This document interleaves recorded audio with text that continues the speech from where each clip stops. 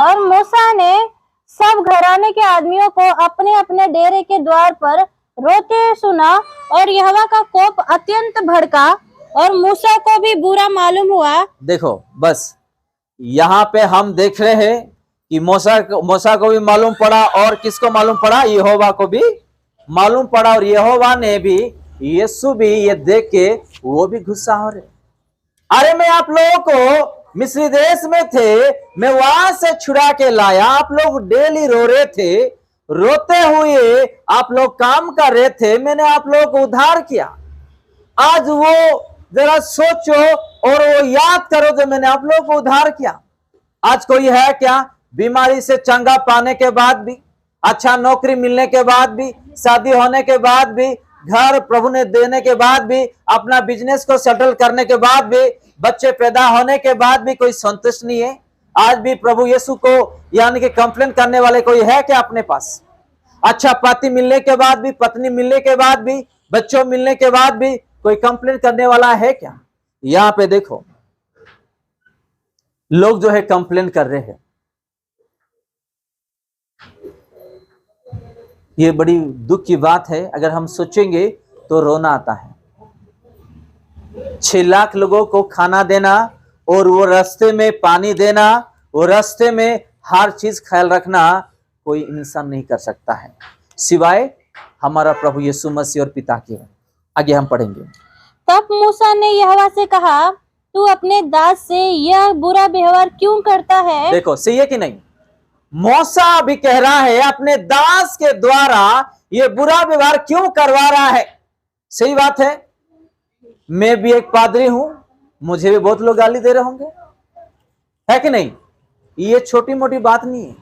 एक पास्टर का काम करना प्रभु का छोटी मोटी बात नहीं है। मूसा को ही इतने लोग गुस्सा कर रहे हैं, जाके उसे झगड़ रहे हैं, तो पास्टर को भी आता है।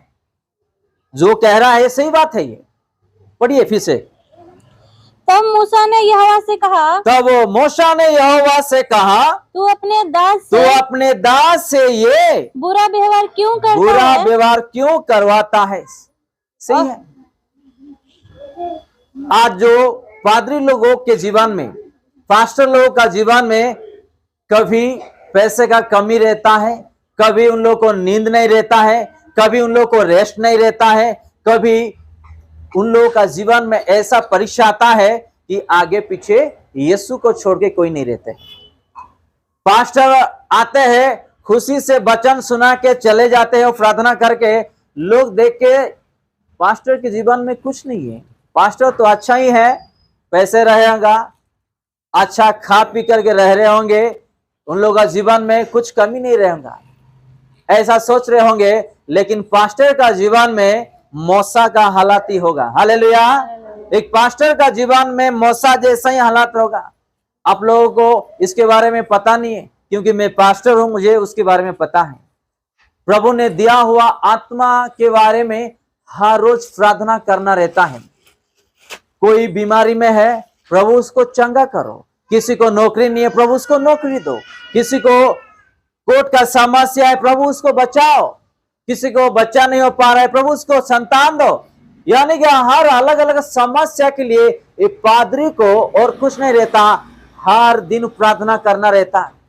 अगर देरी हो गया तो मैं पादरी के ऊपर हम लोग गुस्सा हो जाते हैं, दुखी भी हो जाते हैं। यही बहुत जैसे मूसा के पास देखो, उसका जीवन में क्या हुआ है। अगर हम मूसा के बारे में सोचेंगे तो डर लगता है। आज एक परिवार को देखभाल करने के लिए टेंशन आता है लोगों को, है कि नहीं? टेंशन आता है और बाद में हम कभी कभी गुस्सा भी हो जाते हैं। लेकिन 6 लाख लोगों का देखभाल करना इतना आसान नहीं है। जरा सोचो मूसा का हाल क्या हुआ होगा। 6 लाख लोगों का देखभाल करना ये इतना आसान नहीं है। जरा आगे पढ़ेंगे। और क्या कारण है कि मैंने तेरी दृष्टि में अनुग्रह नहीं पाया कि तू इन सब लोगों का भार मुझ पर डाला है? देखो बेटा, वो चेयर थोड़ा आगे डाल दो। यहाँ पे हम देख रहे हैं कि क्यों मुझे इन लोगों का भार मेरे सर पे आपने डाल दिया। मैंने क्या गुनाह किया, क्या पाप किया जो आपने मुझे ये सारा चीज डाल दिया करके यहाँ पे आप उधर बैठ जाओ बेटा। ब्रदर आप यहाँ पे आ जाओ, आप उधर बैठ जाओ। सुरेश आप उधर ही बैठ जाओ। नहीं नहीं आप उधर बैठो, बैठो बैठो बैठो, आप उधर बैठ जाओ। सुरेश ब्रदर को यहाँ पे आगे आने के लिए बोल देना। फिर से वो शब्द हम पढ़ेंगे।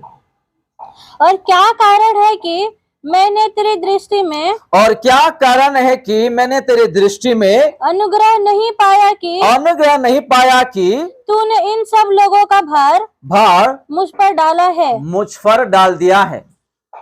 आज परिवार का भार देखभाल करते करते आज हम थक जा रहे हैं, लेकिन यहाँ पे आ जाओ, आगे आ जाओ, यहाँ बैठ जाओ, आगे आ जाओ। 6 लाख लोगों का भार संभालना इतना आसान नहीं है।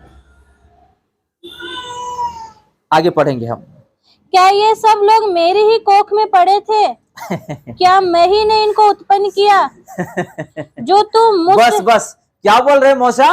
क्या ये सब लोग मेरी ही कोख में पड़े थे? क्या ये सब लोग मेरे कोख में पड़े थे? कितना लोग? 6,03,550 लोग मेरे कोख में पड़े थे, जो ये भार मुझे डाल दिया सर पे। आज भी परिवार में ऐसे ही बात करते हम, मैं कब मर जाऊं, ये रोना, ये झगड़ा, ये कुड़कुड़ाना एक दिन खत्म हो जाएगा। हालेलुया, है कि नहीं? मौसा ही संभाल नहीं पाया। आज तो वो किचन में वो फेंकते जाते, यहाँ पे किताब फेंकते जाएंगे, यहाँ पे क्या बोलते बिस्तर वगैरह नीचे गिरा हुआ रहता है। काम करते करते मेंटल आ जाता है। हालेलुया, है कि नहीं? हम लोग आज ऐसा हो जा रहे हैं, तो मौसा का हालत क्या होगा जरा सोचो। इसलिए वो कह रहा है कि 6 लाख लोग का मेरे पेट में आपने डाल दिए, मैंने क्या गलत किया करके। हालेलुया, फिर से वो शब्द पढ़ेंगे हम। क्या ये सब लोग मेरी ही कोख में पड़े थे? क्या मैं ही ने इनको उत्पन्न किया? मैं ही उन लोग को उत्पन्न किया जो तू मुझसे कहता है कि हाँ, जैसे पिता दूध पीते बालक को अपनी गोद में उठाए उठाए फिरता है जी, वैसे ही मैं इन लोगों को अपनी गोद में उठाकर उस देश में ले जाऊं जिसके देने की शपथ तूने उनके पूर्वजों से खाई है। हालेलुया। हालेलुया।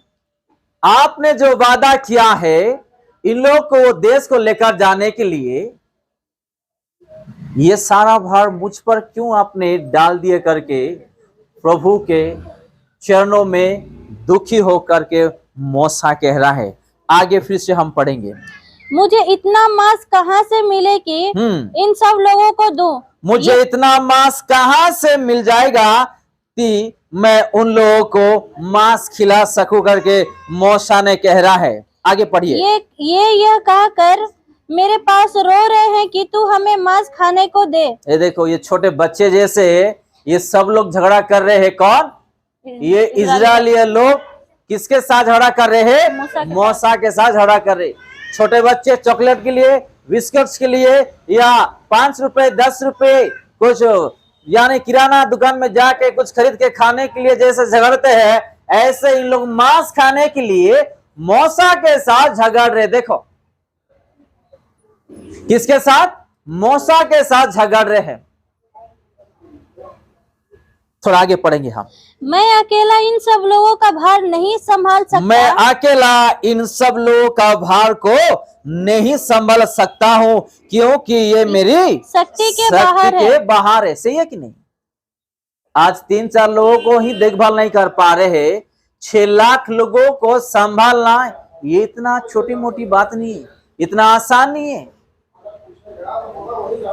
हम देखेंगे निर्गमन उसका 6 अध्याय 1 से 8 तक। जल्दी जल्दी पढ़िए। निर्गमन 6 अध्याय उसका 1 से लेकर के 8 तक हम पढ़ेंगे। 1 से लेकर के 8 तक। तब यहोवा ने मूसा से कहा, अब तू देखेगा कि मैं फिरौन से क्या करूंगा। हाँ, जिससे वह उनको बरबस निकालेगा जी, वह तो उन्हें अपने देश से बरबस निकाल देगा। जी, परमेश्वर ने मूसा से कहा, जी, मैं यहोवा हूँ, मैं सर्वशक्तिमान ईश्वर के नाम से जी। अब्राहम, इसहाक और याकूब का परमेश्वर।